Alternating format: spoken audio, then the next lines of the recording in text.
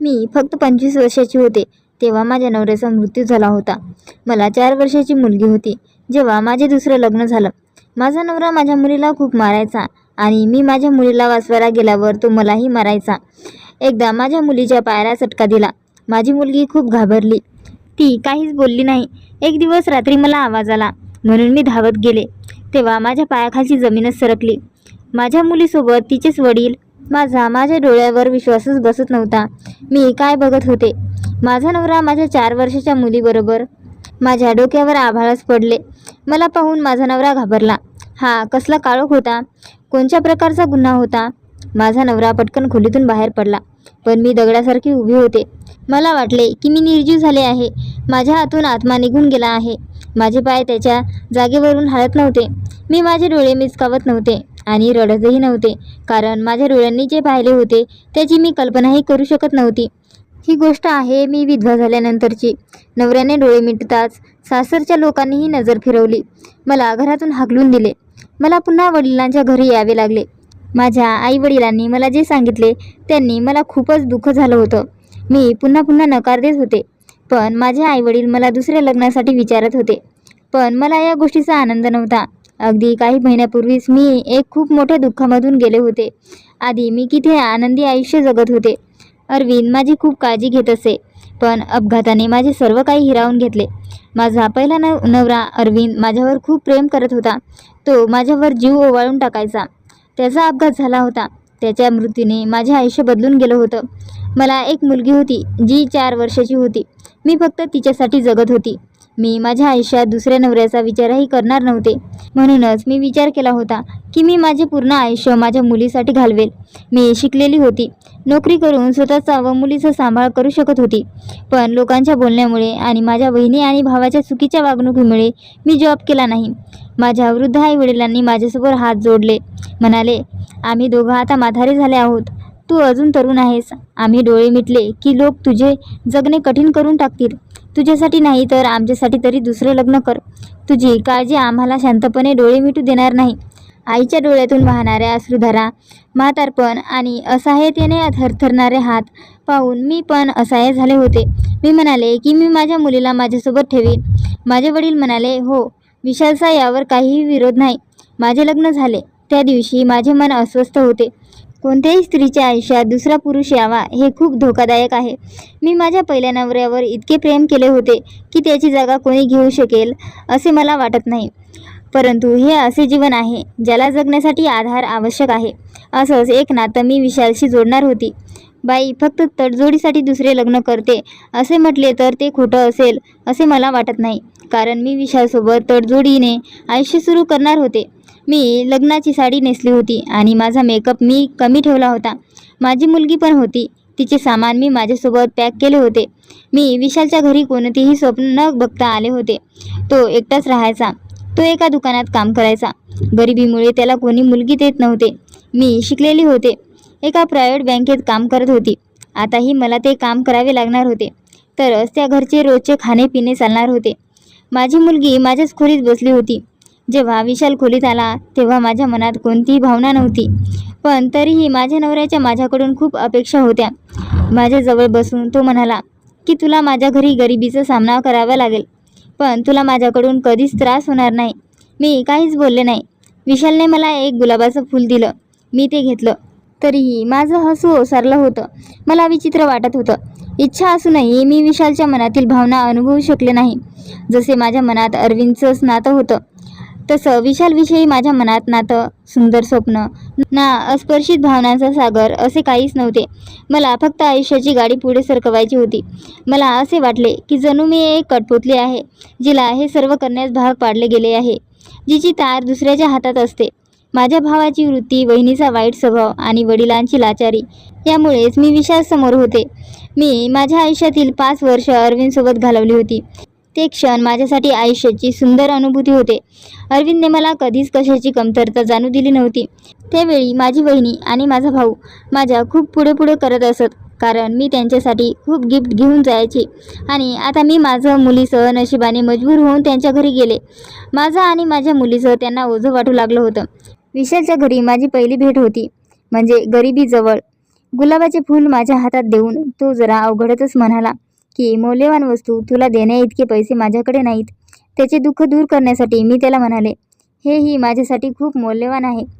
त्यावेळी मी फक्त हे शब्द असेच उच्चारले होते, नाहीतर अरविंदच्याच नावानेच अजूनही माझे हृदय धडकत असे. माझे बोलणे ऐकून विशाल खुश झाला. मग उठून सोफ्यावर गेला. माझ्या मुलीला घेऊन बेडवर ठेवले. मी आश्चर्याने त्याच्याकडे पाहू लागले. ती त्याच्या लग्नाची पहिली रात्र होती आणि त्याला लग्नाबाबत खूप इच्छा असतील. मग तो माझ्या मुलीला माझ्याजवळ झोपायला का लावत होता? ही माझी छोटीची बावली आहे, विशाल म्हणाला. रात्री जर तिला मध्ये जाग आली तर ती तुला शोधेल. तू तिला तुझ्याजवळ झोपव. ती झोपल्यावर मी झोपायला जातो. विशालच्या बोलण्याने मला खूप आवाय वाटले. मलाही आनंद झाला की तो माझ्या मुलीचा विचार करत आहे. मला विशालचा विचार करायला लावणारी ही पहिली गोष्ट होती. दुसऱ्या दिवशी विशाल त्याच्या दुकानात गेला. मी घरची कामे करू लागली. माझ्याकडे पैसे होते. घरात राशन काहीही नव्हते. मी स्वतःच्या पैशाने राशन आणले, स्वयंपाक केला, घर स्वच्छ केले. विशाल घरी आल्यावर त्याने माझी मुलगी सोनूसाठी अनेक वस्तू आणल्या होत्या. त्यामुळे ती खूप खुश झाली होती. घर स्वच्छ पाहून तो मला म्हणाला की तू तर घर छानच सजवले आहेस. आम्ही एकत्र जेवण केले. मग आमच्यात असं ठरलं की मी बँकेतून परत येत नाही तोपर्यंत विशाल घरीच थांबणार. सोनूसुद्धा थोडी अशर होती. ती बोलायलाही कचरायची, म्हणून मी तिला शाळेत पाठवले नाही. आता ती एकटी राहू शकत नव्हती आणि मला मुलांना बँकेत आणण्याची परवानगी नव्हती. विशालने होकार दिला. मला दुपारी 1:30 नंतर दुकानात काम असते असे तोच म्हणाला. तू घरी आल्यावर कामावर जात जाईन. आता मात्र सोनूच्या काळजीने मला थोडा आराम मिळाला. विशालला सोनू खूप आवडायची. तीसुद्धा त्याच्याबरोबर लवकरच मिसळली. ती त्याला बाबा बाबा म्हणू लागली. मला आनंद झाला की माझी मुलगी तिच्या बाबाचे प्रेम गमावणार नाही. पण कदाचित ती माझ्या बुद्धीची कमतरता होती. विशाल मला दर आठवड्याला माहेरच्या घरी घेऊन जायचा. माझ्या कुटुंबातही तो खूप चांगला वागायचा. तो चांगला मुलगा असल्याप्रमाणे माझ्या आईवडिलांशी आपुलकी दाखवायचा. माझे वडील मला म्हणाले, विशाल किती चांगला आहे ते बघितलं ना. तू उगाचच अस्वस्थ होत होतीस. आता मला पण वाटायला लागलं होतं की मी उगाचच काळजी करत होते. आता जेव्हा मी बँकेतून थकून घरी यायचे तेव्हा माझी मुलगी मला आनंदी दिसायची. त्या सर्व थकवा दूर निघून जायचा. विशाल तिला बाजारातून चॉकलेट, कॉफी आणि अजून काय खायला आणून द्यायचा. मी येताच जेवण बनवायला लागायची आणि विशाल त्याच्या दुकानात निघून जायचा. असाच वेळ जात होता. एकदा घरी आले तर सोनू घाबरून बसली होती. मला पाहताच तिने मला मिठी मारली. मी तिला विचारले काय झाले, तेव्हा ती काहीच बोलली नाही. तिला भीती वाटली म्हणून ती रडू लागली. विशालला विचारल्यावर तो हसायला लागला. ती टक्क पाहत असल्याने त्याने सांगितले, हॉरर सीन असल्यामुळे ती घाबरली असे म्हणून त्याने सोनूला आपल्या मांडीवर घेतले आणि म्हणाला की तुझी आई थकली आहे, तू तिला त्रास का देतेस? तू माझ्याजवळ ये, मी तुला कार्टून दाखवतो. मी खूप थकले होते आणि आता मला स्वयंपाक पण बनवायचा होता, म्हणून मी किचनमध्ये निघून गेले. त्या गोष्टीकडे मी जास्त लक्ष दिले नाही. जेव्हा मी घरी परत यायची तेव्हा रोज मला सोनूच्या चेहऱ्यावर भीती दिसायची. सध्या मी तिच्यासाठी काहीच बोलू शकत नव्हते की माझ्यासमोर आणखीनच एक समस्या आली. ती म्हणजे विशालची नोकरी गेली. आता घराचा खर्च उचलणे खूप कठीण झाले होते, म्हणून मी ट्युशन सेंटरमध्येही जात होते. मी बँकेतून घरी परतायची तेव्हा सोनूला पटकन जेवू घालायची, घरची कामे करायची आणि ट्युशन सेंटरला जायची, कारण विशाल आता सगळा वेळ घरी घालवत असे. संध्याकाळी थकून घरी परतल्यावर विशाल मला चहा करून द्यायचा. तो घरही साफ करत होता. घराच्या परिस्थितीमुळे मी थकून गेले होते. माझे लक्ष सोनूकडे राहिलं नव्हतं. माझी मुलगी आता पूर्वीपेक्षाही अशक्त वाटत होती. थोड्याशा आवाजाने सुद्धा आता ती घाबरत होती. एकदा मी सोनूला आंघोळ घालत असताना तिच्या अंगावरील खुणा पाहून मी अस्वस्थ झाले. तिच्या डाव्या पायावर जखमा होत्या. मी तिला विचारले तर ती एकदम खराब मूडमध्ये मान हलवू लागली आणि म्हणाली, काही झाले नाही, खेळताना पडले आहे. तिचं बोलणं ऐकून मी अस्वस्थ झाले. मी विशालला विचारले, तू सोनूची काळजी का घेत नाहीस? तिला खूप दुखापत झाली आहे. विशाल, बघ तिला किती खोल दुखापत झाली आहे. माझे बोलणे ऐकून विशालला धक्काच बसला. मग तो सावधपणे म्हणाला, ती लहान आहे, दिवसभर खेळत असते, तिला दुखापत झाली असेल, पण मी तिची खूप काळजी घेतो. परंतु तुझा कधीही माझ्यावर विश्वास नसतो. मी सोनूची कितीही काळजी घेतली तरी तू मला सावत्र बापच मानशील. मी म्हणाले, काही हरकत नाही. मलाच लाज वाटली, कारण हे खरे होते की तो दिवसभर तिची काळजी घेत असे. माझ्याकडे तर वेळच नव्हता. एक दिवस मी ट्युशन सेंटरला शिकवायला गेली तेव्हा माझं डोकं खूप दुखू लागलं. वेदना एवढ्या होत्या की मला घरी परतावे लागले.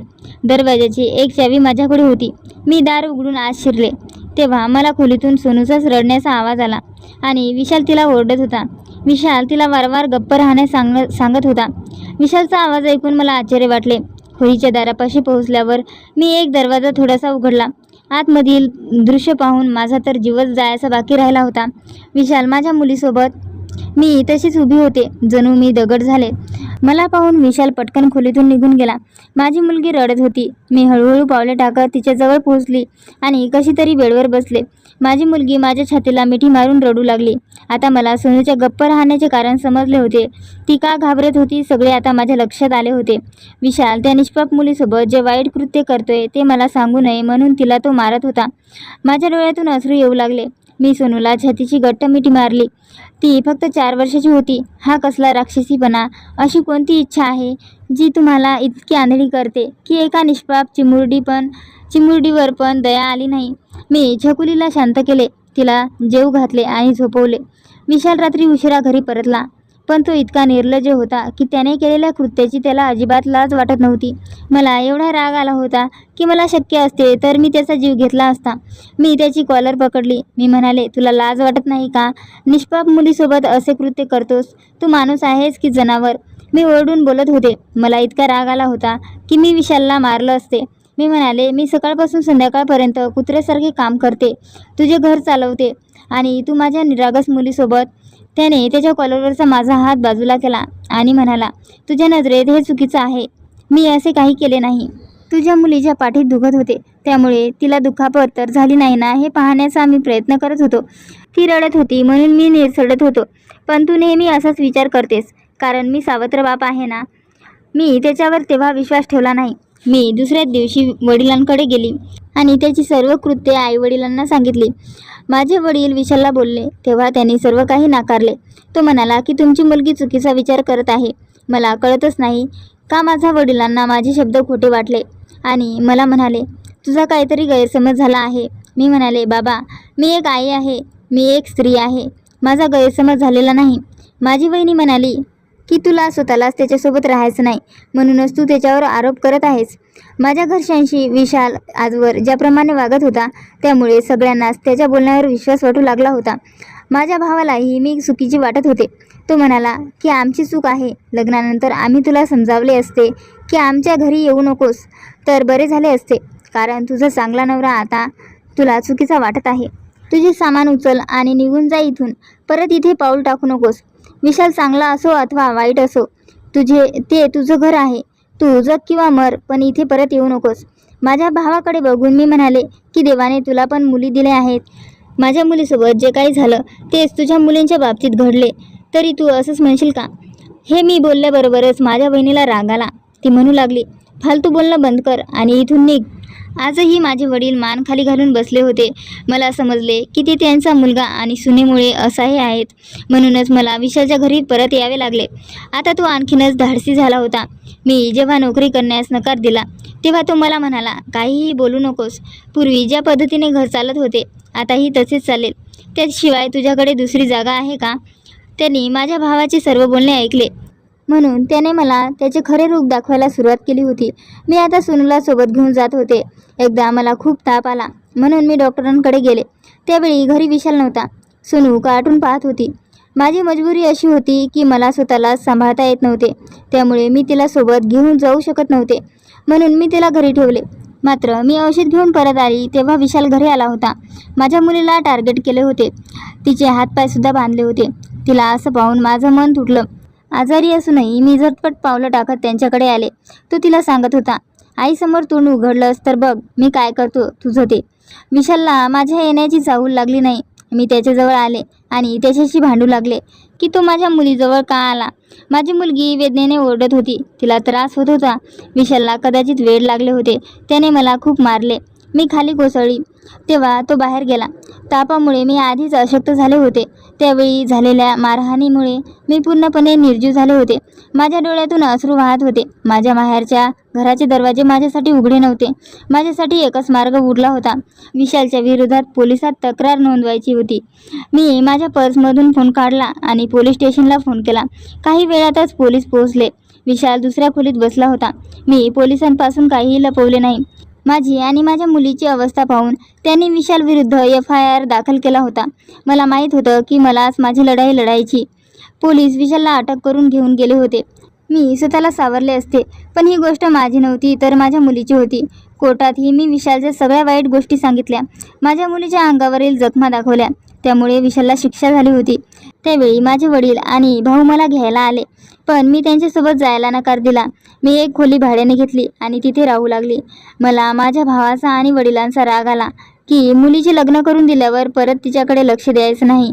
किती कोणत्या परिस्थितीत आहे हे पाहायचे नसेल तर कोणत्याही चौकशी न करता माझे लग्न का करून दिले, त्याची चीड माझ्या मनात होती. माहीत नाही असे विशालसारखे किती राक्षस मानवी रूप घेऊन आपल्या जगात बसले आहेत. त्यांना निष्पाप मुलीचीही कीव येत नाही. विशाल खूपच नालायक व्यक्ती होता. त्याला लहान मुलींची शिकार करण्यात मजा येत असे. त्याचे आई वडील वयातच वारले होते. त्याच्या मामांनी त्याला एका दुकानात नोकरीला लावले होते. तिथे सगळी मुलं तरुण होती. त्याच्यासोबत बसून तो जुगार खेळत आणि घाणेरडे व्हिडिओ पाहत लवकरच वयात आला होता. मात्र गरिबीमुळे त्याचे लग्न होऊ शकले नाही. ती मुले त्या दुकानातच राहायची आणि रात्री दुकानाला बाहेरून कुलूप लावून असे घाणेरडे व्हिडिओ पाहून ते विशालची मस्करी करायचे की तुझे किती वय झाले आहे, अजून एकटाच आहेस, तुझे तारुण्य कमी होत चालले आहे, आता यापुढे तुला तरुण मुलगी कोण देईल आणि कोणती मुलगी तुझ्याबरोबर लग्न करण्यास तयार होईल. तारुण्याची मजा तर तुला घेताच येणार नाही. तेव्हा त्याच्या मित्राच्या बोलण्याची एवढी नशा चढली होती की त्याला स्वतःच्या लहान मुलीची सुद्धा दया आली नाही. तो माझ्या फारसा जवळ येत नव्हता, कारण त्याच्या नजरेत मी वापरलेली स्त्री होते. माझ्या पोरीवर जबरदस्ती करण्यात त्याला आनंद वाटत असे. पोलिसांना या सर्व गोष्टी स्वतःहून सांगितल्या. आता मी माझ्या मुलीला घेऊन माझ्या एकाच रूमच्या खोलीत ट्युशन सेंटर उघडून मुलांना शिकवत आहे आणि माझ्या घराचा खर्च चालवत आहे. आयुष्यात मुलगी एकटी पडली की तिच्या आयुष्यात किती अडचणी येतात ते तुम्हाला या गोष्टीतून समजले असेल. त्यामुळे शिक्षण घेऊन स्वतःच्या पायावर उभे राहणे ही काळाची गरज आहे. तर मित्रांनो, कशी वाटली आजची कथा? आवडली असेल तर प्लीज लाईक आणि शेअर करा. अशाच नवनवीन कथा ऐकण्यासाठी माझ्या चॅनलला सबस्क्राईब करा. व्हिडिओ पूर्ण बघितल्याबद्दल धन्यवाद.